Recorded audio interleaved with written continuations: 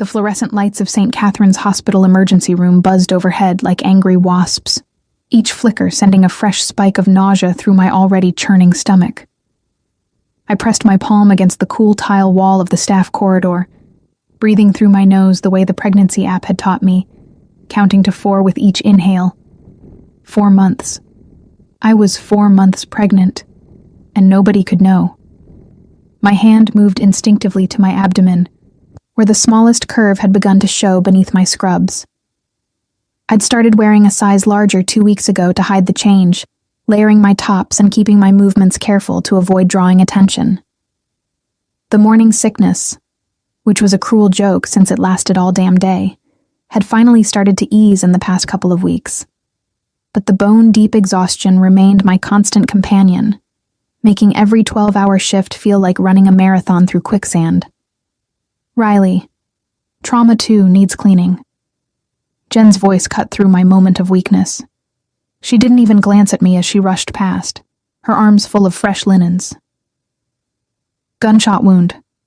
Police are still processing the scene, but we need it ready for the next patient. I swallowed hard against the bile rising in my throat. Gunshot wound. Blood. The metallic scent that would cling to everything, that would make my stomach heave even on a good day. This was not a good day. I grabbed the cleaning cart from the supply closet, loading it with industrial-strength disinfectant that smelled like concentrated lemon and chemicals. The scent hit my nostrils and I had to turn away, breathing through my mouth, willing myself not to vomit right there in the hallway. You can do this, I told myself. You've done this 1,000 times. Just one more room. Just one more patient. Just one more day. That's what I'd been telling myself for 4 months. Ever since that night. Ever since him. I shoved the memory down deep where I kept all the things that hurt too much to examine. The way his hands had felt on my skin. Reverent and possessive all at once. The sound of my name in his mouth. Rough with desire. The morning after, when I'd woken alone in that hotel room with nothing but a note that said he'd had to leave for an emergency, and a phone number I'd been too proud to call. And then, 2 weeks later, seeing his face on the cover of a tabloid at the grocery store checkout. Roman Valenti, billionaire real estate mogul, with his arm around a stunning blonde in a designer dress. The headline, Valenti, heir to wed socialite, daughter of Senator Morrison. I'd bought the magazine with shaking hands, read every word of the engagement announcement, stared at the photos of them at some charity gala, looking perfect together. Old money and new power, the article said. A union that would reshape the city's political landscape. He'd been engaged, the entire time. When he'd touched me like I was precious, when he'd whispered things in Italian that made me shiver, when he'd looked into my eyes and made me believe, for one perfect night, that I was more than just another overworked nurse struggling to pay rent in a studio apartment with water damage and a landlord who ignored maintenance requests. I'd been nothing but a distraction, a one-night stand. Forgettable. Except I couldn't forget, and now I carried the evidence of that night inside me. The pregnancy test had been positive 10 weeks ago. I'd taken 4 more just to be sure, watching that second line appear with a mixture of terror and something else I couldn't quite name. I'd sat on the bathroom floor of my apartment until my legs went numb, trying to decide what to do. I couldn't contact him. Wouldn't. The man was engaged to be married, clearly living a life I had no part in. And I'd learned my lesson about men who made promises they didn't keep, about hoping for things that would never be mine. So I'd made a decision. I would do this alone. I'd done everything else alone since my parents died in a car crash when I was 19. I'd put myself through nursing school alone. I'd survived my first years in this brutal city alone. I could raise a baby alone too. Except some days, like today, when the exhaustion sat on my chest like a weight, and every smell made me want to vomit, I wondered if I'd made the right choice. If maybe I should have at least tried to tell him. If maybe... Riley! Jen's voice was sharp now, impatient. Trauma too. Now. I straightened my spine, pushed the cart forward, and entered the trauma bay. The room was exactly as bad as I'd expected. Blood on the floor, blood on the walls, blood seeping into the grout between tiles where it would be hell to clean. The coppery scent filled my nostrils and my stomach heaved violently. I barely made it to the biohazard bin before I vomited. Jesus, Riley, you okay? Jen appeared in the doorway, concern finally breaking through her usual efficiency. That's the third time this week. I'm fine, I gasped, wiping my mouth with the back of my hand. Just the smell. It's been getting to me lately. She studied me with narrowed eyes, and I saw the exact moment realization dawned. Her gaze dropped to my stomach, then back to my face. Riley. Don't, I said sharply. Please, I can't talk about it. Not here. Not now. She was quiet for a moment, then nodded. Okay, but you need to tell Dr. Martinez soon. You can't keep working trauma if you're... I know. I cut her off before she could say the word. I will. Just... not yet, and not until I'd figured out how to make this work. Not until I'd saved enough money to take maternity leave without losing my apartment. Not until I'd convinced myself that I could actually do this. I cleaned the trauma bay with mechanical precision, breathing through my mouth, focusing on the task rather than the nausea or the fear or the loneliness that threatened to swallow me whole. By the time I finished, my shift was nearly over. Just 2 more hours. I could make it 2 more hours. I was restocking the supply cart when I heard the commotion in the main corridor. Voices raised, urgent, and beneath it all, a tone of command that made the hair on the back of my neck stand up. I don't care about your protocols. A man's voice cut through the chaos. Deep, rough, with an accent that wrapped around certain words like a caress. My man needs the best surgeon you have, and he needs him now. That voice. No, it couldn't be. I turned slowly, my heart hammering against my ribs, and looked down the corridor toward the main desk. And there he was. Roman Valenti, in the flesh, looking exactly as devastatingly handsome as I remembered. Tall and broad-shouldered in a charcoal suit that probably cost more than I made in 3 months, his dark hair swept back from a face that could have been carved from marble. Sharp cheekbones, strong jaw, and those eyes, dark and intense, and currently locked on the unfortunate administrative nurse, trying to explain hospital procedures to him. He had 2 men with him, both built like professional fighters, both wearing expressions that suggested they'd be happy to enforce whatever their boss wanted. Mr. Valenti, the nurse was saying, her voice shaking slightly. I understand your concern, but all patients must be triaged according to... He was shot protecting me, Roman interrupted, his voice dropping to something dangerous. He's bleeding out while you shuffle paperwork. Get me your best surgeon. That's when I noticed the 3rd man, half supported between Roman's bodyguards, his shirt soaked with blood, his face pale with shock. Gunshot wound. Of course. My feet were moving before my brain caught up, carrying me down the corridor toward them. Professional instinct overriding self-preservation. I'll take him, I said, my voice steadier than I felt. Trauma 3 is open. I'll get Dr. Chen. Roman's head snapped toward me at the sound of my voice. Our eyes met across the distance, and I watched recognition flash across his face. His expression shifted from commanding to shocked, to something I couldn't quite read in the space of a heartbeat. Riley, he said, my name rough in his mouth. The same way he'd said it that night, with his hands in my hair and his body moving against mine. I couldn't breathe, couldn't think. Could only stare at him while the world tilted sideways, and 4 months of carefully constructed defenses crumbled to dust. You know each other? The administrative nurse asked, glancing between us with confusion. No, I said at the same time Roman said. Yes. His eyes narrowed. We need to talk.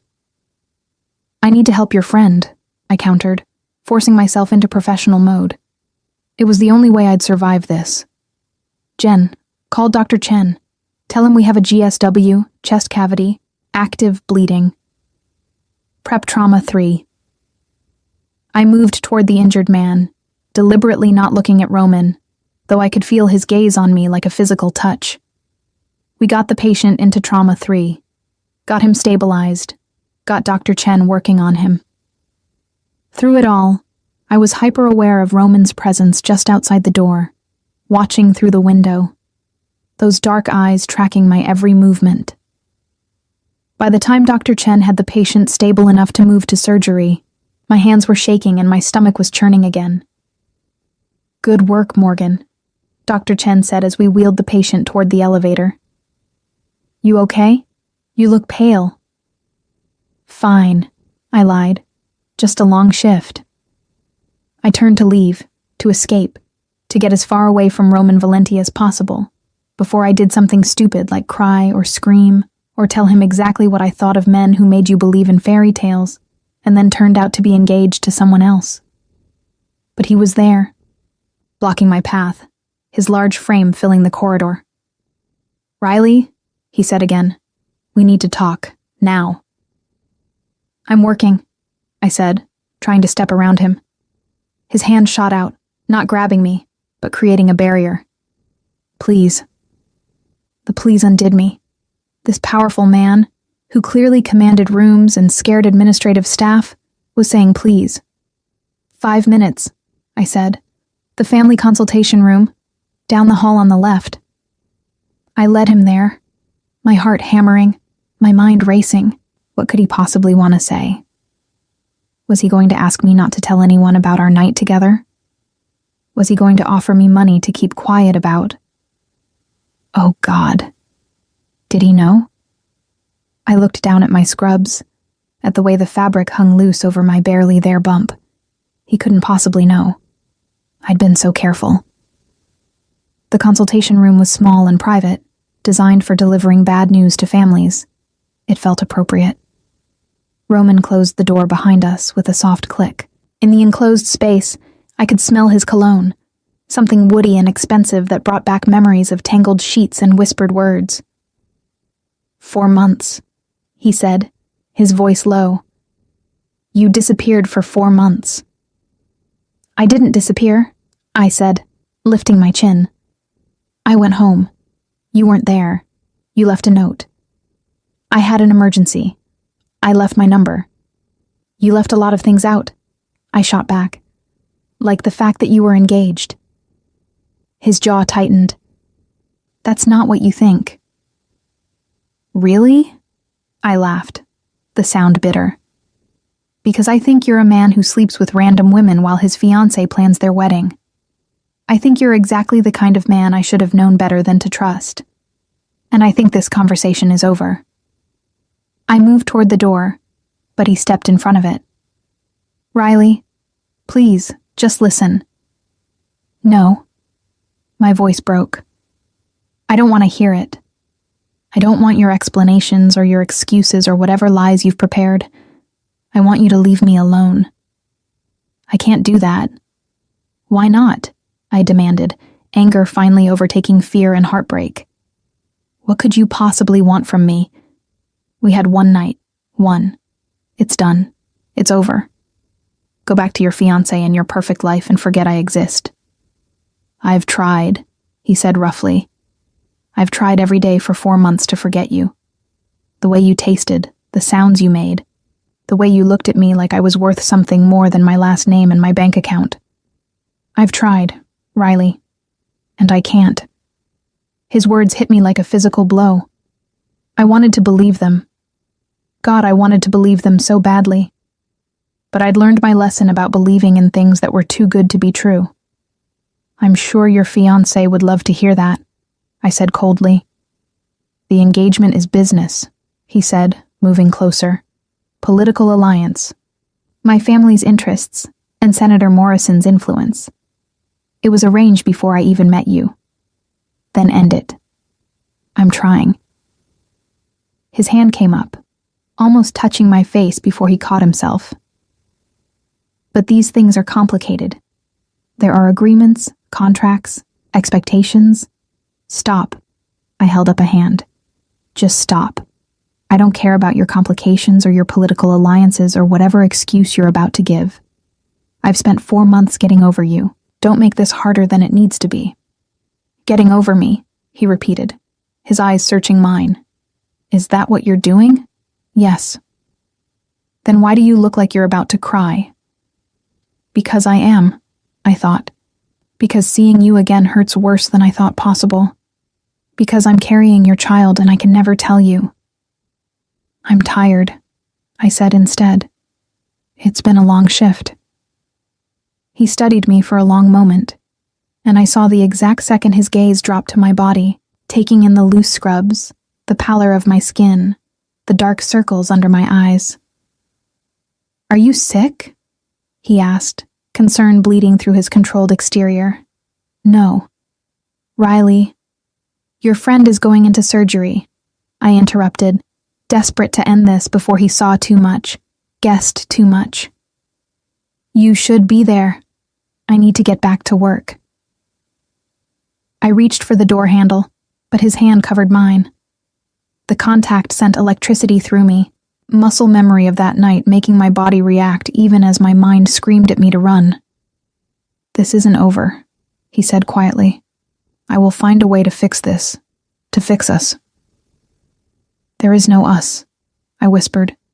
There never was. I pulled my hand free and walked out, leaving him standing in that small room with his broken promises and his complicated life. I made it to the staff bathroom before the tears came, made it into a stall before my legs gave out, made it through the rest of my shift on autopilot, avoiding the corridors where I might run into him again. But I knew, with a certainty that settled deep in my bones, that Roman Valenti had just walked back into my life. And this time, he wasn't going to let me go. I thought avoiding Roman Valenti would be simple. The hospital was huge. His world and mine barely overlapped. And if I kept my head down and stuck to my schedule, our paths wouldn't cross again. I was wrong. The first sign came the next morning. I arrived for my shift to find a massive bouquet of white roses waiting at the nurse's station, my name on the card in elegant script. Someone has an admirer, Jen said, waggling her eyebrows. Secret boyfriend? No. I plucked the card from the flowers without opening it and threw it in the trash. Just someone who doesn't understand the word no. But the roses kept coming. Every day for a week. Always white. Always extravagant. Always with a card I didn't read before tossing it. On the 8th day, the roses were accompanied by something else. A donation announcement posted in the staff break room. Roman Valenti had donated $5 million to St. Catherine's Emergency Department for equipment upgrades, staff bonuses, and facility improvements. Can you believe it? Jen gushed, reading the announcement over my shoulder. $5 million. Just like that. They're saying he's never donated to a hospital before. Why do you think he chose us? I knew exactly why, and it made my blood boil. The roses stopped after that, but the evidence of Roman's presence didn't. A new MRI machine arrived, top of the line. The staff lounge was renovated, complete with massage chairs and a fancy espresso machine. Our supply budget tripled overnight. He was buying his way into my workplace, making himself indispensable, ensuring everyone at St. Catherine's would sing his praises. It was calculated, strategic, and it was working. That Valenti guy is a saint, one of the older nurses said during a break. Did you hear he personally paid off the medical debt for 3 families from our patient list? Just forgave it all. I said nothing, just sipped my tea and tried to ignore the churning in my stomach that had nothing to do with pregnancy. 2 weeks after our encounter, I was leaving the hospital after a night shift when I noticed the car. A sleek black SUV with tinted windows, parked across the street with a clear view of the employee exit. I'd seen it before, I realized. 3 times this week. Always in the same spot. Always occupied. Though I couldn't see the driver through the dark glass. My heart rate kicked up as I walked to the bus stop, hyper-aware of the vehicle behind me. When the bus arrived and I climbed aboard, the SUV pulled into traffic, following at a discreet distance. He was having me followed. I got off 2 stops early and ducked into a corner store, watching through the window as the SUV glided past, then circled back. My hands shook as I pulled out my phone and finally called the number from that note 4 months ago. He answered on the first ring. "Riley." "Call off your dogs," I said without preamble. "Stop having me followed. I need to know you're safe." His voice was maddeningly calm. "I'm perfectly safe. I was perfectly safe before you decided to insert yourself into my life." "Were you?" Something sharp entered his tone. "Because from what I've learned, you walk home alone at 2 a.m. through neighborhoods where 3 muggings happened last month. You live in a building with a broken security door, and a landlord who ignores your complaints about the man in 3C, who follows you with his eyes every time you pass." Ice slid down my spine. "How do you know about—" "I know everything about you, Riley." His voice dropped lower, intimate and possessive. "I know you take the bus because your car broke down 6 weeks ago, and you can't afford to fix it. I know you've been picking up extra shifts to save money. I know you eat the same lunch every day, turkey sandwich and an apple, because it's cheapest. I know you're struggling, and I know why." My breath caught. "What do you mean you know why?" Silence stretched between us, loaded with meaning. "Meet me," he said finally. "Tonight. I'll send a car." "No, Riley." I said no.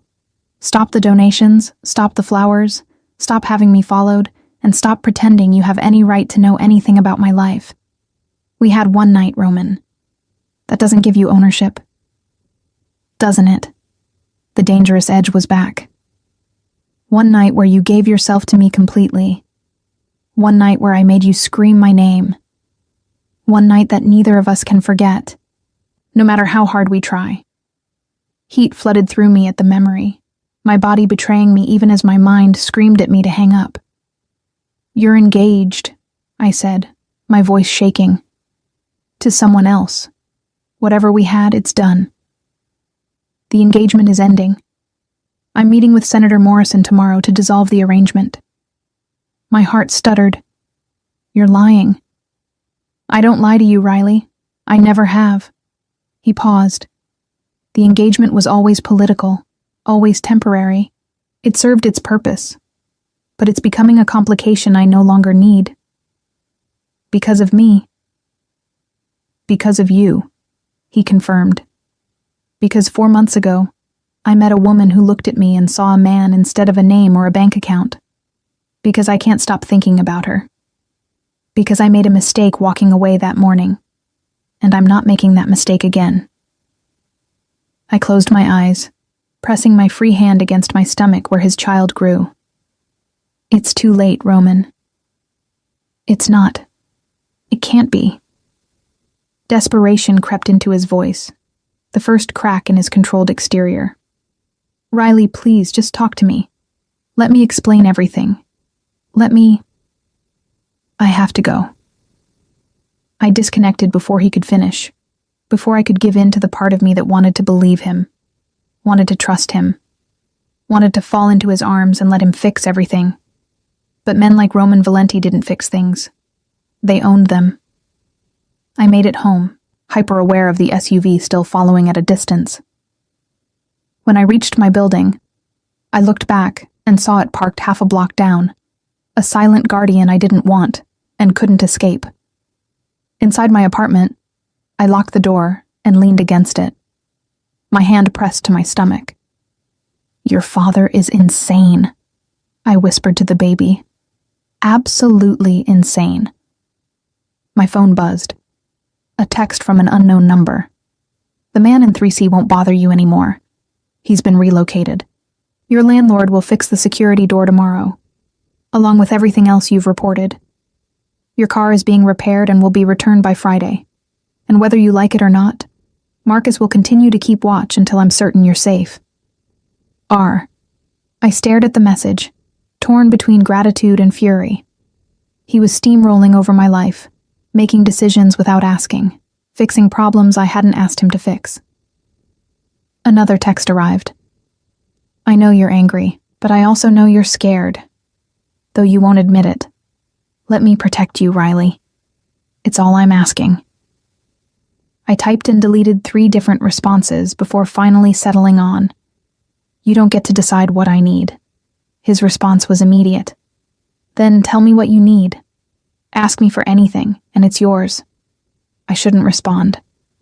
I should block his number, file a restraining order, do something to put distance between us. Instead, I typed, I need you to tell me the truth. About everything. 3 dots appeared, disappeared, appeared again. Finally, tomorrow, 7 p.m. I'll send a car. Please, Riley, give me a chance to explain. I should say no. I knew I should say no. But I was tired of being alone, tired of being scared, tired of wondering if maybe, just maybe, there was more to Roman Valenti than tabloid headlines and political maneuvering. One chance, I typed. That's all you get. That's all I need. I set my phone down and moved to the window, pulling back the curtain just enough to see the SUV still parked below. Marcus, Roman had called him, my unwanted bodyguard. As I watched, the window rolled down briefly, and I caught a glimpse of the man inside, broad-shouldered, professional, clearly ex-military. He lifted a hand in a small wave, acknowledging that he knew I was watching. Despite everything, I felt safer knowing he was there. I hated that I felt that way. Hated that Roman's protection was already wrapping around me like a warm blanket. Hated that part of me wanted to give in, to let him take care of everything, to stop fighting so hard just to survive. But survival was all I'd known since my parents died. I'd built my life on independence, on not needing anyone, on being strong enough to stand alone. Now Roman was offering to stand with me, or maybe in front of me, shielding me from everything, including my own choices. My phone buzzed again. Not a text this time, but a news alert. Breaking. Valenti Morrison engagement in jeopardy. Sources close to billionaire Roman Valenti suggest the high-profile engagement to Senator Morrison's daughter may be ending. Representatives declined to comment. He hadn't been lying. He was really doing it, ending his engagement. For me. The realization sent my head spinning. What did that mean? What did he expect from me? What did I want from him? I didn't know, but tomorrow, I'd find out. I changed into my nightgown and climbed into bed, one hand resting on my barely there bump. Tomorrow I'd hear his truth, and then I'd have to decide what to do with my own. Whatever happens, I whispered to the baby, I'll protect you, even from him if I have to. But as I drifted towards sleep, I couldn't shake the feeling that Roman Valenti wasn't the kind of man you protected yourself from. He was the kind of man who destroyed anyone who tried to take what was his, and somehow, without meaning to, I'd become his. The question was, could I survive being owned by a man like him? Or would I lose myself completely in the process? The car Roman sent wasn't the SUV I'd seen following me. It was a sleek black Mercedes with leather seats that probably cost more than my yearly salary, driven by an older man who introduced himself as Vincent and treated me with a deference that made me uncomfortable. Mr. Valenti asked me to assure you that you're in complete control this evening, Vincent said, as we pulled away from my building. If at any point you wish to leave, I'll take you home immediately. No questions asked. The thoughtfulness of it, giving me an escape route, making sure I felt safe, made my chest tight. This was the Roman from that night 4 months ago. The one who'd ask permission before every touch. Who'd made sure I was comfortable. Who'd held me afterward like I was something precious. I'd almost forgotten that version of him existed beneath the commanding billionaire who'd steamrolled into my life. We drove through the city as dusk settled over the skyline, eventually pulling up to a building I recognized from the tabloids. Valenti Tower, the crown jewel of Roman's real estate empire, 50 stories of steel and glass that dominated the waterfront. "Top floor," Vincent said, guiding me to a private elevator that required a key card. "Mr. Valenti is waiting." The elevator was all mirrors and soft lighting, and I caught sight of myself as we ascended. I'd changed 3 times before settling on simple jeans and a flowing blouse that hid my small bump. I'd left my hair down because I remembered the way Roman had tangled his fingers in it that night, the way he'd whispered that it felt like silk. I hated that I remembered, hated that I'd chosen my outfit with him in mind. The elevator opened directly into a penthouse that stole my breath. Floor-to-ceiling windows offered a panoramic view of the city, the last rays of sunlight painting everything gold. The space was masculine but not cold. Dark wood, leather furniture, artwork that looked original and expensive. And there, standing by the windows with his back to me, was Roman. He'd changed from the suit I'd seen him in at the hospital. Now he wore dark slacks and a white dress shirt with the sleeves rolled to his elbows, revealing forearms corded with muscle. His dark hair was slightly mussed, as though he'd been running his hands through it. "Thank you, Vincent," he said without turning. "That will be all." The elevator doors closed behind me, and we were alone. Roman turned slowly, and the impact of his full attention hit me like a physical force. Those dark eyes swept over me, lingering on my face, my body, drinking in every detail. "You came," he said, and I heard genuine relief in his voice. "I wasn't sure you would. You said you'd tell me the truth." I stayed near the elevator, maintaining distance. "I'm here to listen, that's all." "That's enough." He moved toward a bar cart. "Can I offer you something to drink? Water, juice, tea?" The fact that he didn't offer alcohol, that he seemed to know somehow that I wasn't drinking, sent a chill through me. "Water is fine." He poured 2 glasses, brought one to me, careful not to invade my space. Up close, I could see the fine lines of tension around his eyes, the shadow of exhaustion beneath his controlled exterior. "You look tired," I said before I could stop myself. A faint smile touched his lips. "I haven't slept well in 4 months. Not since I woke up in that hotel room and you were gone." The reminder of that morning sent heat through me. I'd woken wrapped around him, our legs tangled, his arm heavy and warm across my waist. For a few perfect moments before consciousness fully returned, I'd felt safe, cherished, like I belonged. Then I'd seen the note, read his apology for leaving early, his promise to call, found his number written in bold, confident script. I'd left before he could return, shame already burning through me. What kind of woman slept with a stranger? What kind of desperate, lonely person gave herself so completely to someone she'd known for mere hours? "Why did you leave without calling?" Roman asked, as though reading my thoughts. "I came back an hour later. You were gone. No note, no message. Just your scent on my sheets and the memory of how you said my name." I was embarrassed, I admitted. "It wasn't. I don't do things like that. One-night stands with strangers in hotel rooms. I don't even know what came over me." "I do." He set his glass down. "The same thing that came over me. Recognition. Recognition of something we both needed." He took a careful step closer. "I saw you at that bar, sitting alone with a book and a glass of wine, looking like you were trying to disappear into the corner. And I couldn't look away. Couldn't stop wondering what had put that sadness in your eyes, what it would take to make you smile. I remembered that night with painful clarity. It had been the anniversary of my parents' death, and I'd gone to a hotel bar because I couldn't stand being alone in my apartment with my grief. I'd brought a book I wasn't reading, ordered wine I wasn't drinking, and tried to pretend I was fine. Then, Roman had appeared, asked if the seat next to me was taken, started talking about the book I was holding, a collection of poetry I'd bought that afternoon on impulse. You quoted Neruda, I said softly. Love is so short, forgetting is so long. And you said it was the saddest, beautiful truth you'd ever heard. His voice roughened. I wanted to take that sadness away, even just for one night. I wanted to make you forget whatever was hurting you. You did.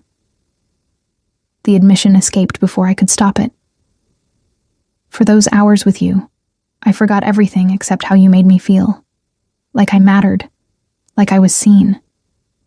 You were. You are. Another step closer. Riley, I need you to understand something. That night wasn't casual for me. It wasn't some forgettable encounter. It was the first time in my adult life I'd been with someone who wanted me instead of what I could provide. How could you possibly know that? We just met. Because you didn't know who I was. A bitter smile crossed his face. You didn't recognize my name. Didn't ask about my business. Didn't angle for an introduction to my connections. You just talked to me about poetry and pain and the way grief sits in your chest like a stone you can't swallow. He was right. I hadn't known he was the Roman Valenti until I saw the tabloid weeks later. To me, he'd just been a beautiful stranger with kind eyes who'd made me feel less alone. Then why didn't you tell me about your engagement? The hurt bled into my voice. Why let me think? Because the engagement means nothing, he interrupted. It's a business arrangement. Senator Morrison wanted access to my resources and connections. My family wanted his political influence. His daughter Victoria wanted the Valenti name and bank account. Everyone got what they wanted. Except you? I got a pretty face at charity events and a political alliance I've since discovered I don't need. He moved closer still, now just an arm's length away. The arrangement was made years ago, when I was too young and too focused on building my empire to care about things like love or companionship. It was supposed to be announced 6 months ago, but I kept delaying, making excuses, telling myself I just needed more time. Why? Because something in me knew it was wrong, that I was locking myself into a life of calculated transactions when somewhere out there might be something real. His hand lifted, hovering near my face but not touching. Then I met you, and I knew what I'd been waiting for. I wanted to believe him. God, I wanted to believe him so badly. If that's true, why did you let them announce the engagement 2 weeks after our night together? Pain flashed across his face. My father had a heart attack. Mild, but enough to terrify him into pushing for the wedding to happen quickly. He wanted to see me settled before... Roman's jaw tightened. Before anything else could happen to him. I tried to explain that I'd met someone, that I needed time, but he insisted. Said a deal was a deal, that Valentis keep their word. So you chose your family's expectations over... I couldn't finish. Over what? We'd had one night. That wasn't a relationship, wasn't a promise. I chose to honor an obligation while I figured out how to find you again, he corrected. You'd disappeared, Riley. No last name, no phone number, no way to contact you. I had my people searching for months. Every Riley in the city. Every new hire at every hospital. Wait. My mind caught on something. You were looking for me? For months? Since the day after I found you gone from that hotel room. His voice was fierce. Do you think I could forget you? That I could touch another woman, kiss another woman, when the taste of you was burned into my memory? But the pictures in the tabloids. Staged. Required. Part of maintaining the fiction of an engagement I was already working to dissolve. He finally touched me, his fingers gentle on my cheek. I haven't been with anyone since you, Riley. Haven't wanted anyone since you. The confession made my breath catch. Roman. Tell me you feel it too, he demanded, his thumb tracing my lower lip. Tell me these 4 months have been as much hell for you as they've been for me. Tell me I'm not alone in this madness. I should pull away, should create distance, should protect myself and my baby from this dangerous man who was looking at me like I was oxygen and he was drowning. Instead, I whispered, "You're not alone." The words seemed to break something in him. He pulled me against him, his arms wrapping around me, his face buried in my hair. "I thought I'd lost you," he said roughly. "When I saw you at the hospital, for a moment I thought I'd imagined you, that I'd wanted to find you so badly I'd started hallucinating." I let myself lean into him, just for a moment, breathing in his scent, cedar and bergamot and something uniquely Roman. My body remembered this, the way we fit together, the safety of his arms. Then reality crashed back.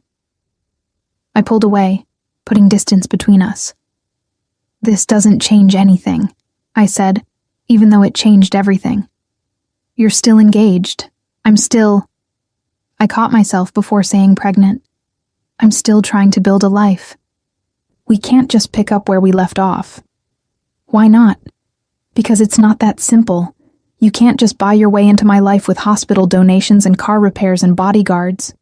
"I can," he interrupted, "and I will, because that's what you do when you love someone. You protect them. You make their life easier. You remove every obstacle between them and happiness." Love.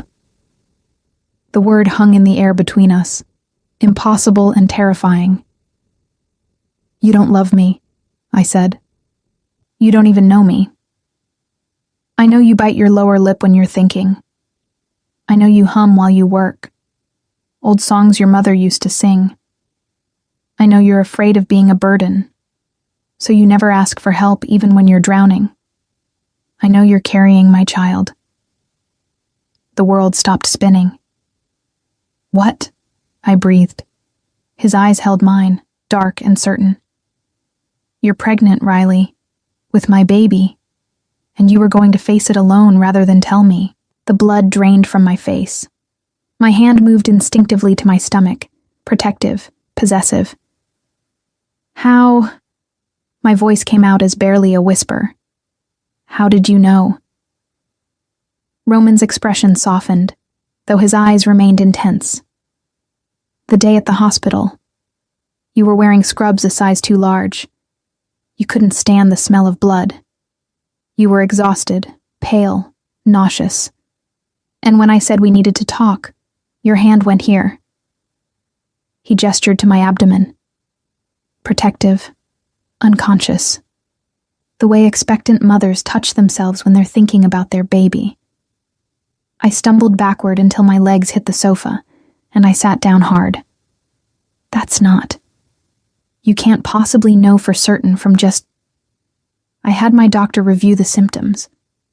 Then I had someone check with your insurance company. At my sharp intake of breath, he continued. "You had your first prenatal appointment 8 weeks ago. You're 16 weeks pregnant, due in late April. And the violation of my privacy should have enraged me. Instead, I felt strangely relieved that the secret was finally out, that I didn't have to carry it alone anymore." "You had no right," I said. "But there was no heat in it. I had every right." He moved to sit beside me, close but not touching. "The moment you conceived my child, I had a right to know. A right to protect both of you. A right to be part of this. It's not your child." The lie tasted bitter on my tongue. "I was seeing someone else. The timing— Don't!" His voice went hard. "Don't lie to me, Riley. Not about this. I know the baby is mine, and you know it too." I closed my eyes, defeated. "How long have you known?" "I suspected at the hospital. Confirmed it 3 days later."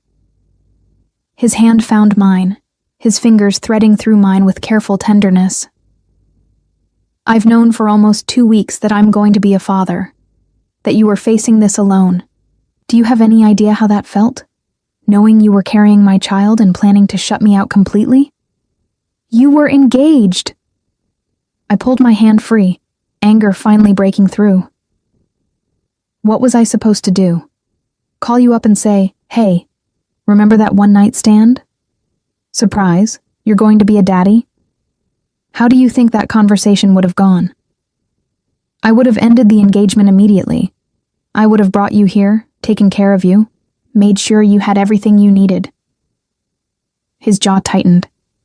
Instead, you've been working 12-hour shifts on your feet, living in an apartment with mold in the bathroom and a broken heater, eating vending machine food because you're too tired to cook. How do you know about the mold? But even as I asked, I knew. You've been in my apartment. Marcus did a full inspection. The conditions aren't suitable for a pregnant woman. He stood, pacing to the windows. You're moving out. Today. I've already had a penthouse prepared for you. It's 3 blocks from the hospital, fully furnished, with a nursery that... No. I stood too, my hands clenched into fists. I'm not moving into some penthouse you've prepared. I'm not some doll you can just install in a fancy apartment and control. He turned to face me, his expression dangerous. You're carrying my child, Riley, my heir. Do you understand what that means? In my world, in my family, an heir is everything. The continuation of the bloodline, the future of the empire. I will not have my son or daughter raised in poverty. I'm not impoverished. I have a job, an apartment. You have a job that exhausts you to the point of collapse, and an apartment that should be condemned. He moved toward me, his presence overwhelming. Be reasonable. I have resources. Let me use them to take care of you and our child. In exchange for what? I challenged. My freedom? My choices? My body? Something flickered in his eyes. I would never force you into anything, Riley. But I am asking. No. I'm begging for you to let me be part of this. Let me take care of you. Let me prove that I can be the father our child deserves. The rawness in his voice cracked something in my defenses. I don't even know if you're capable of being a father. You run a criminal empire. Allegedly. But he didn't deny it. My business dealings are complicated, yes.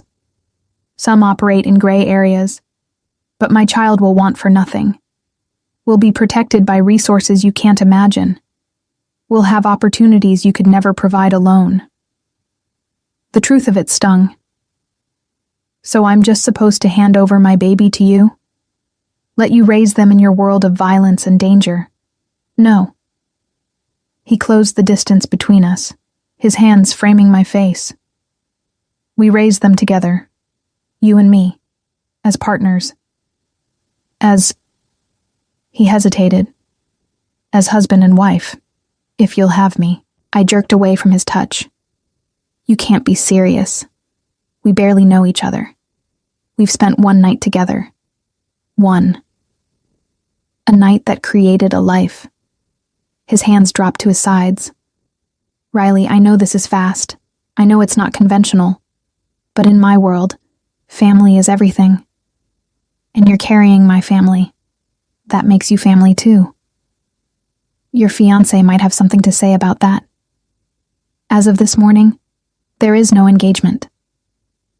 He pulled out his phone, showed me a statement from Senator Morrison's office. The arrangement has been dissolved by mutual agreement. Victoria is already being photographed with a European duke who's much better suited to her tastes. Everyone got what they wanted. I stared at the screen, my mind reeling. You actually did it. Ended your engagement. I told you I would. He put the phone away. I don't lie to you, Riley. I never will. Even when the truth is ugly, even when it scares you, I will always be honest. Then be honest now. I met his eyes. What do you really want from me? He was quiet for a long moment, his gaze searching mine. Then he spoke, his voice low and intense. I want you to move into the penthouse I've prepared. I want you to quit the hospital, at least until after the baby is born. I want you to let me take care of every need, every want, every fear. I want to be there for every doctor's appointment, every ultrasound, every moment of this pregnancy." He moved closer, his hand settling gently on my stomach. "I want to feel our baby kick for the first time. I want to hold your hair when you're sick and rub your feet when they ache. I want to build a nursery with you and argue about names and prepare for our child together." His thumb traced a gentle circle over the small bump. "And when the baby is born, I want us to be a family. A real family. Not because of obligation or arrangement, but because we choose it. Because we want it. Because what we created that night was more than just a child. It was a future." Tears spilled down my cheeks. "I'm scared." "I know." He pulled me against him, his arms wrapping around me and our baby. "But you don't have to be scared alone anymore. Let me carry some of that fear. Let me be strong enough for both of us. What if I can't give you what you want? What if I can't be the kind of woman who fits into your world? You already fit." His lips found my forehead. "You fit perfectly. You're the only real thing in my life, Riley. Everything else is business and strategy and calculated moves. But you make me feel human again." I let myself lean into him, just for a moment, feeling the solid strength of his body, the steady beat of his heart, the warmth of his arms around me. "I need time," I said finally. "I can't just give you everything you're asking for. I need to think." "How much time?" "I don't know. A few days. A week." I pulled back to look at him. "And I need you to respect my boundaries. No more investigations. No more showing up at my work. No more controlling my life without asking." His jaw tightened, but he nodded. 1 week. I'll give you space to think. But Marcus stays. Non-negotiable. Your safety and the baby's safety come first. Fine. I could live with a bodyguard if it bought me breathing room. And the penthouse? At least look at it before you decide. Please. He caught my hand. "It's ready for you, whenever you want it. No pressure, no obligations, just an option." I wanted to refuse outright, but the thought of my apartment with its mold and broken heater, the exhaustion of my shifts, the constant worry about money, it all pressed down on me until I could barely breathe. "I'll look at it," I conceded, "but I'm not promising anything." "That's all I ask." He lifted my hand to his lips, pressing a kiss to my knuckles. "Thank you, Riley, for listening, for considering, for carrying our child." Our child. The words sent a shiver through me, equal parts fear and something else. Something that felt dangerously close to hope. "I should go," I said. "I have an early shift tomorrow." "Not anymore." At my sharp look, he held up a hand. "I didn't do anything. But I spoke with Dr. Martinez this afternoon. He's concerned about you working such long hours while pregnant. He wanted to reduce your schedule but was worried about the financial impact. So I made a donation specifically designated for paid leave for pregnant staff members. You'll receive your full salary while working reduced hours, or none at all if you prefer." I should have been angry, should have raged at him for interfering again, but all I could feel was bone-deep relief. "Reduced hours," I said. "I still want to work. I just need it to be sustainable." "Whatever you want." He touched my face, his thumb tracing my cheekbone. "Vincent will take you home." "And Riley?" "Yes?" I meant what I said. "I'm going to prove to you that I can be the man you need, the father our child deserves, whatever it takes, however long it takes."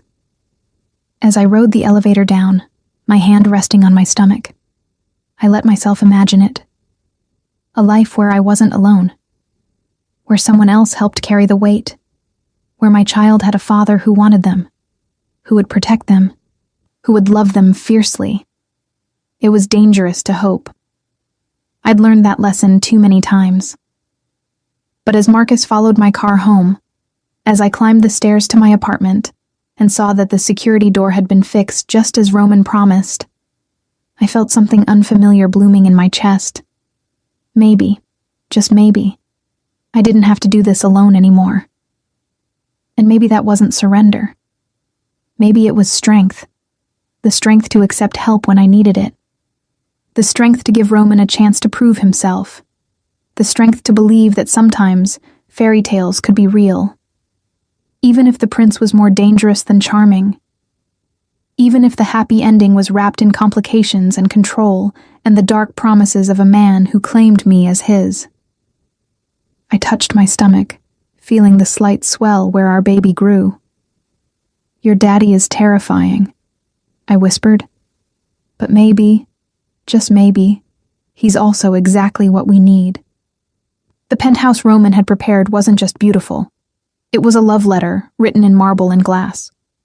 I went to see it 3 days after our conversation, telling myself I was just looking, just considering options. Marcus drove me there in the morning, and the moment I stepped inside, I knew I was in trouble. Floor-to-ceiling windows flooded the space with natural light. The kitchen had every appliance I'd ever dreamed of. The master bedroom had a bathroom with a soaking tub that could easily fit 2 people. And the nursery destroyed me. Soft gray walls, white furniture that looked like it belonged in a magazine, a rocking chair positioned near windows overlooking the city. But it was the small touches that broke through my defenses. A mobile of stars and moons hanging over the crib. A bookshelf already filled with children's classics. A framed print on the wall that read, "You are my sun, my moon, and all my stars." "Mr. Valenti picked everything himself," the building manager said, hovering in the doorway. "Spent hours getting it just right. Said he wanted it to be perfect for his..." She caught herself. "For the baby." I ran my fingers over the crib rail, smooth and sturdy, imagining a tiny person sleeping there. Roman's child. Our child. "I'll take it," I heard myself say. The words were out before I could take them back. The manager beamed, already pulling out paperwork, and I signed in a daze, committing myself to something I didn't fully understand. I moved in 2 days later. Roman sent movers who packed my entire apartment in under 3 hours, and suddenly I was living in luxury I'd never imagined. A doorman who greeted me by name.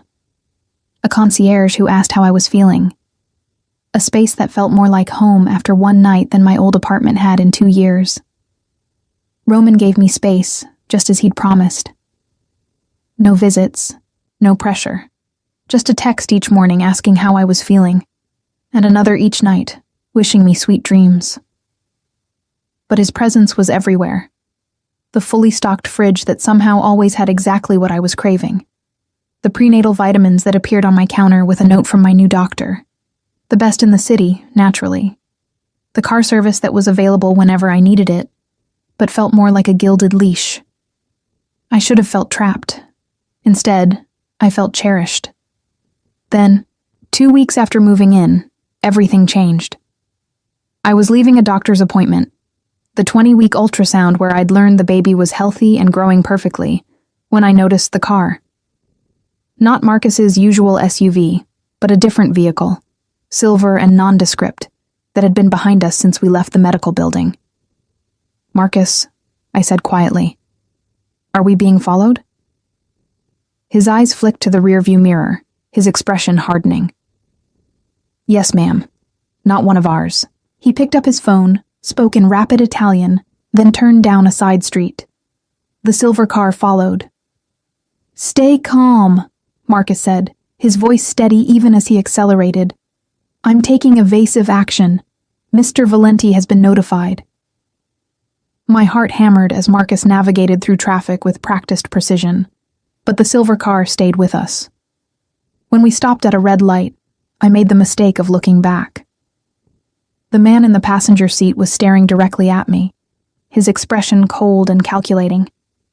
When our eyes met, he smiled. A predator's smile that made my blood run cold. Then he lifted his hand and made a gesture across his throat. A threat. Clear and unmistakable. Marcus saw it too.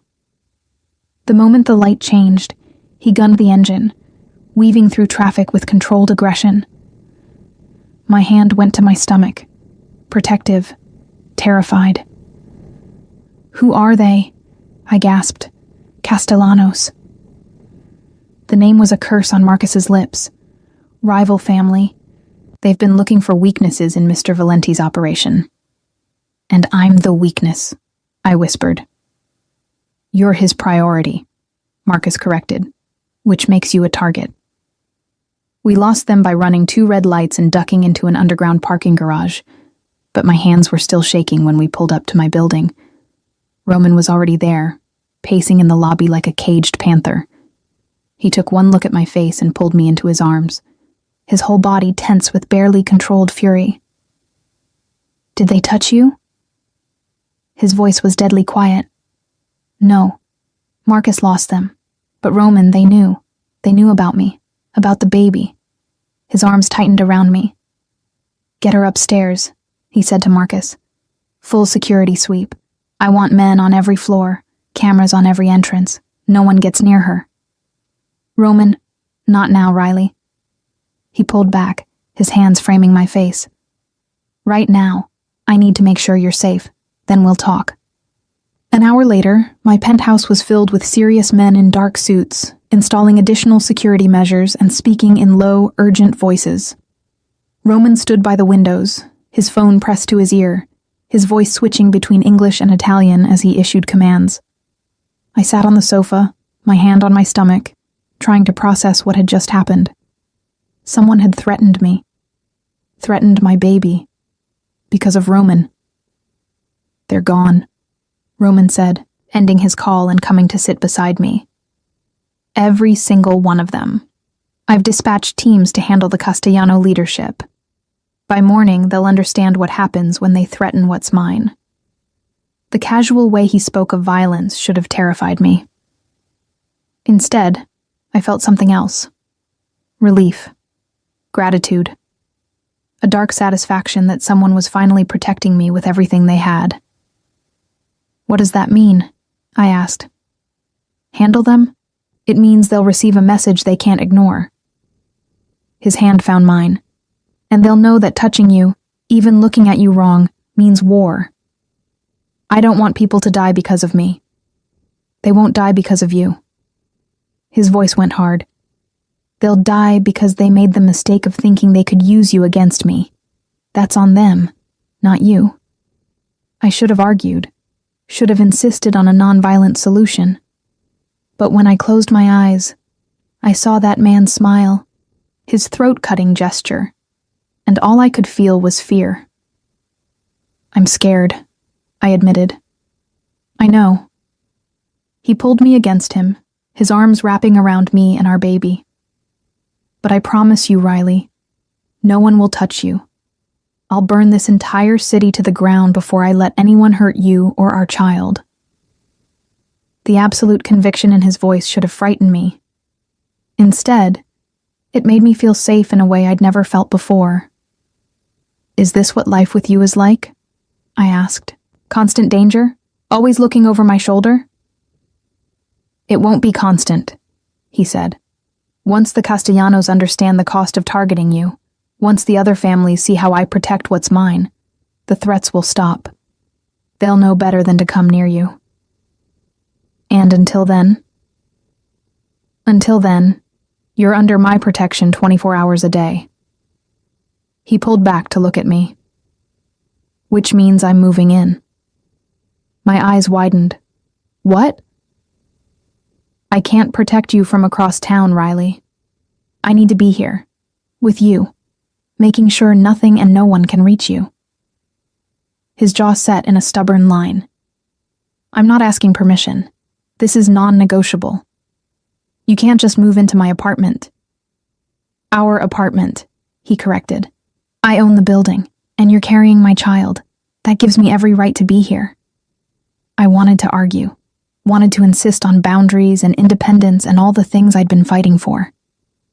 But the truth was, I'd never felt safer than I did in his arms. And our baby deserved that safety more than I deserve my pride. "Fine," I said. "But you sleep in the guest room." And we established some ground rules. A slow smile crossed his face. "Whatever you want, Tesoro." "What does that mean, Tesoro?" "Treasure." His hand moved to my stomach, gentle and possessive.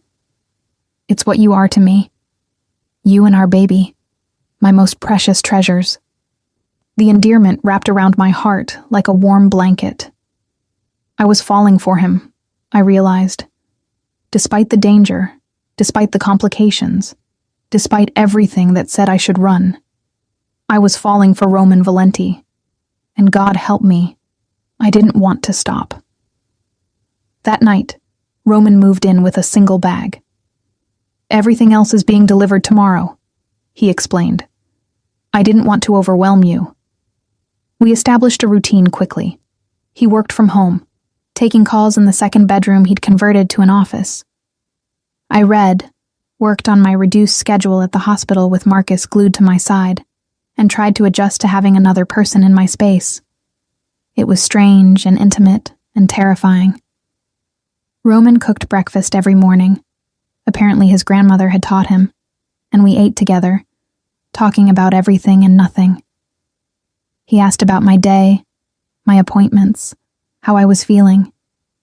He told me about his business, the legitimate parts at least, and made me laugh with stories about the politicians and socialites he dealt with.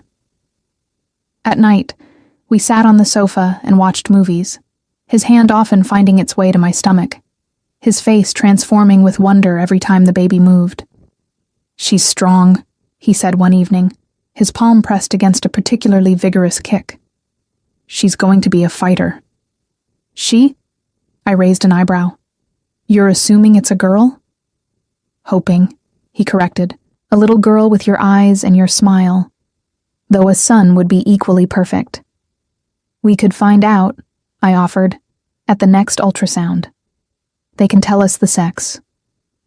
He was quiet for a moment. "Do you want to know?" "I think so. It would make planning easier." "Then we'll find out together." He lifted my hand to his lips. "Everything about this baby, we do together. That's the deal." The deal. The strange arrangement we'd fallen into, somewhere between partnership and something more. The kiss he pressed to my knuckles lingered, and when I looked up, his dark eyes were intense, heated. "Riley," he said, my name rough with desire. "Roman, we can't." "I know." But he didn't move away. "I know you're not ready, that you don't trust me yet. But I need you to know, what I feel for you, it's not just about the baby. It's about you. The way you laugh at my terrible jokes, the way you hum while you cook, the way you challenge me when everyone else just agrees with whatever I say." His hand cupped my face, his thumb tracing my cheekbone. "I'm falling in love with you, Riley Morgan. And I think you might be falling for me too." I should have denied it, should have pushed him away, should have protected my heart. Instead, I leaned into his touch and whispered, "I'm terrified." "So am I." His forehead rested against mine. I've never felt this way about anyone. Never wanted to give someone my whole world and trust them not to destroy it. But you make me want impossible things. Like what? Like a real family. Like love that isn't transactional. Like growing old with someone who chose me, not my name or my money. His lips brushed mine, feather light. Like forever with you. The kiss was inevitable. We'd been building toward it since the moment he'd walked back into my life. When our mouths met, it felt like coming home. He kissed me like I was precious and powerful all at once. His hands gentle on my face, his mouth demanding but patient, waiting for me to meet him, to match him, to give him permission to take more. And I did. God help me, I did. I opened for him, my hands fisting in his shirt, pulling him closer. The kiss deepened, his tongue sliding against mine, tasting, claiming, promising things that made me shiver with want. When we finally broke apart, both breathing hard, his eyes were nearly black with desire. "Bedroom," he growled. "Now, unless you tell me to stop." I should have told him to stop, should have remembered all my rules and boundaries and careful self-preservation. Instead, I took his hand and led him to my room, ready to surrender to the inevitable. Ready to let Roman Valenti claim me completely. Ready to admit that I was his, just as much as he was mine. And tomorrow, we'd face the consequences. Tonight, we'd just feel. The morning after we made love, I woke wrapped in Roman's arms. His hand possessively splayed across my stomach where our baby grew. Sunlight streamed through the windows, painting everything gold. And for a moment, one perfect, crystalline moment, I felt complete. Then my phone rang. Marcus's name flashed on the screen, and Roman was instantly alert, reaching for the phone before I could. "Talk," he said, his voice sharp. I watched his expression darken as he listened, his jaw tightening with barely controlled rage. "How many?" A pause. "Fuck. Lock down the building. I want everyone on alert." His eyes met mine. "She's not leaving this apartment. I don't care if the building burns down. No one gets to her." He ended the call and pulled me against him, his whole body tense. "What's happening?" I asked, fear creeping into my voice. "The Castellanos made their move. They hit 3 of my warehouses last night. Killed 2 of my men." His hand tightened on my hip. "And they left a message. They want to meet, tonight. They're demanding I bring you." Ice flooded my veins. "Me? Why?" "Because they know you're my weakness." His voice was deadly quiet. "They think threatening you will make me negotiate, make me give them what they want." "What do they want?" "Territory, power, everything I've built." He pulled back to look at me, his dark eyes fierce. "But they've made a critical mistake. They think I'll choose my empire over you." "Won't you?" I whispered. "No." The word was absolute.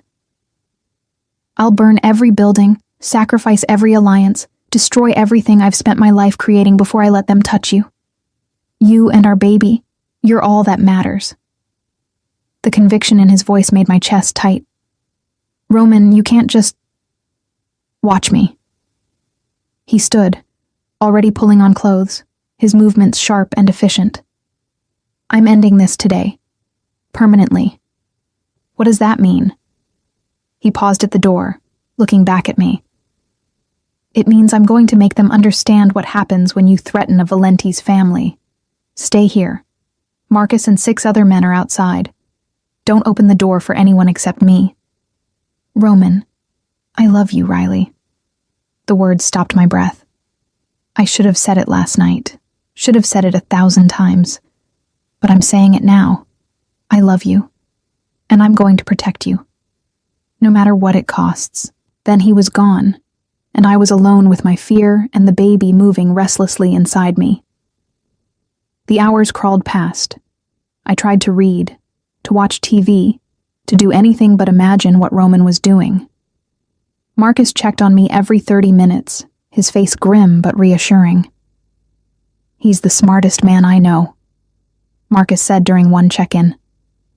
"And the most dangerous when someone he loves is threatened. The Castellanos don't stand a chance." "I don't want him to die protecting me," I whispered. "He won't die, ma'am, but they might." Marcus's expression was hard. "Mr. Valenti doesn't make empty threats. If he says he'll burn the city down for you, he means it literally." Night fell. Still no word from Roman. I paced the apartment, my hand on my stomach, talking to the baby to keep myself calm. "Your father is either the bravest man alive or the most reckless," I murmured. "I haven't decided which." Then my phone rang. Roman's name. I answered instantly. "Riley," his voice was rough, strained. "I need you to listen very carefully. The Castellanos have changed the terms. They want the meeting to happen at the warehouse district, and they want you there. Absolutely not, I said immediately. I know, but they've made it clear. If you don't come, they'll start killing my men one by one until you do. He paused. I won't force you, but I need you to know. If you agree to this, I will keep you safe. I swear on my life, nothing will happen to you or our baby. I closed my eyes, my free hand on my stomach. What do you need me to do? 2 hours later, I was in the back of an SUV with Marcus and 3 other armed men, driving toward the warehouse district. Roman had wanted to keep me away, but the Castellanos had sent a video. One of Roman's men, bound and beaten, a gun to his head. 1 hour, the message had said. Bring the girl or he dies, then the next one, then the next. Roman had given me one last chance to back out. I'd refused. These men were dying because of me. I couldn't hide while they suffered. The warehouse was exactly as ominous as I'd imagined. Abandoned, surrounded by empty lots, perfect for violence no one would witness. Roman's cars were already there, a line of black SUVs like a defensive wall. Roman himself stood in front of them, flanked by a dozen armed men. When our car pulled up and I stepped out, his expression transformed from controlled fury to something close to anguish. You shouldn't be here, he said, pulling me behind him immediately. This isn't safe. Neither is letting people die for me. I gripped his arm. Let's just get this over with. The Castellanos emerged from the warehouse. 5 men, all armed, all radiating violence. The leader was older, silver-haired, with cold eyes that assessed me like merchandise. So this is the weakness, Marco Castellano said, his voice carrying across the space between us. The little nurse who brought the great Roman Valenti to his knees. Say another word about her and you die where you stand. Roman's voice was lethal. Marco laughed. Big threats from a man who's outnumbered. Am I? Roman's smile was terrifying. Look around, Marco. Really look. Red laser sights appeared on every Castellano soldier. Dots of light on their chests, their heads, their backs. There were snipers everywhere. On rooftops, in windows, hidden in shadows. I told you I'd burn the city down for her, Roman said softly. Did you think I was exaggerating? Every man you brought dies today. You die today. Unless you leave now and never speak her name again. Marco's confidence wavered. You wouldn't risk a war. I'm not risking anything. Roman's hand moved to his gun. I'm ending this. Your choice is how many of your men die with you. Then everything happened at once. One of the Castellano soldiers panicked, raising his weapon. Roman moved like lightning, his gun out and firing in one smooth motion. The man dropped. Chaos erupted. Gunfire, shouting, Marcus pulling me behind an SUV while Roman advanced on the Castellanos with terrifying efficiency. His men moved like a coordinated unit, taking down targets with precision while Roman went straight for Marco. I watched through the gap between vehicles as Roman grabbed Marco by the throat, slamming him against a wall. You threatened my family, Roman snarled. You put a target on the mother of my child. You made the last mistake of your life. Please, Marco gasped. We can negotiate. No. Roman's gun pressed against Marco's temple. We can't. The shot echoed through the warehouse district. Marco Castellano dropped like a puppet with cut strings. The remaining Castellano soldiers surrendered immediately, their hands raised, their weapons dropped. Roman's men secured them efficiently while Roman strode toward me, his face splattered with blood, his eyes wild. Are you hurt? His hands ran over me frantically, checking for injuries. Did anyone touch you? I'm fine. We're fine. I placed my hand over his, guiding it to my stomach where the baby was kicking furiously. She's fine too. He froze. She? The doctor called this morning with the results. I wanted to tell you when you got home, but... I laughed. slightly hysterical. "We're having a daughter." Something cracked in his expression. He pulled me against him, his face buried in my hair, his whole body shaking. "A daughter," he breathed. "We're having a daughter." "Are you disappointed? I know men like you usually want." "Disappointed?" He pulled back, his hands framing my face. Blood stained his fingers, but his touch was infinitely gentle. "Riley, I just killed a man to protect our daughter's mother. I would kill 1,000 more to keep either of you safe. How could I possibly be disappointed?" He kissed me then, fierce and desperate, tasting of violence and devotion. When we broke apart, sirens were wailing in the distance. "We need to go," Marcus said quietly. "Police are coming." Roman nodded, already leading me to the car. "Clean this up," he instructed his men. "Make sure there's nothing connecting us to what happened here." In the car, his hand found mine, threading our fingers together. "I should be horrified," I said quietly. "You just killed someone in front of me." "But you're not." "No." I looked at him, at this dangerous, violent man who'd just proven he'd do anything to protect our family. "I'm relieved and grateful and absolutely certain that I love you." His breath caught. "Say it again." "I love you, Roman Valenti." I brought his hand to my lips, kissing his blood-stained knuckles. "I love your ruthlessness and your protection, and the way you'd burn the world down for us. I love that you made me feel safe for the first time in my life. I love that our daughter will have a father who would kill to protect her." "Marry me," he said urgently. "Not because of the baby, not because it's convenient, but because I love you and I can't imagine my life without you in it." "Yes," the answer came without hesitation. "Yes, I'll marry you." He kissed me again, softer this time, reverent. "I'll spend the rest of my life proving you made the right choice." 3 months later, Rosalie Marie Valenti entered the world screaming her outrage at 3:42 a.m. on a cold February morning. She had Roman's dark hair and my eyes, and from her first breath, she owned both of our hearts completely. Roman held her with a wonder that transformed his face. This dangerous man rendered absolutely gentle by 7 pounds of fury wrapped in pink. "She's perfect," he whispered, tears streaming down his face. "You're both perfect." I watched him with our daughter, this mob boss who'd killed to protect us, who'd destroyed an entire family to keep us safe, and I felt nothing but love. "We should get married soon," I said drowsily, "before she's old enough to object to her parents living in sin." He laughed, pressing a kiss to Rosalie's forehead, then mine. "Next month. I've already planned everything. Just say yes." I already did, and I had. I'd said yes to this beautiful, terrifying life. Yes to loving a man who operated in shadows. Yes to raising our daughter as a princess in an empire built on blood and devotion.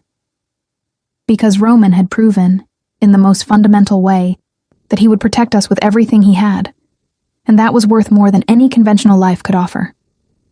"I love you," he murmured, his arm around me, our daughter cradled between us. "My Riley, my queen, mother of my child." "I love you too," I whispered back. "My Roman, my king, my always." Rosalie made a small noise, her tiny fist curling around Roman's finger with surprising strength. We were a family, unconventional, complicated, built on violence and impossible circumstances. But we were ours, and that was everything.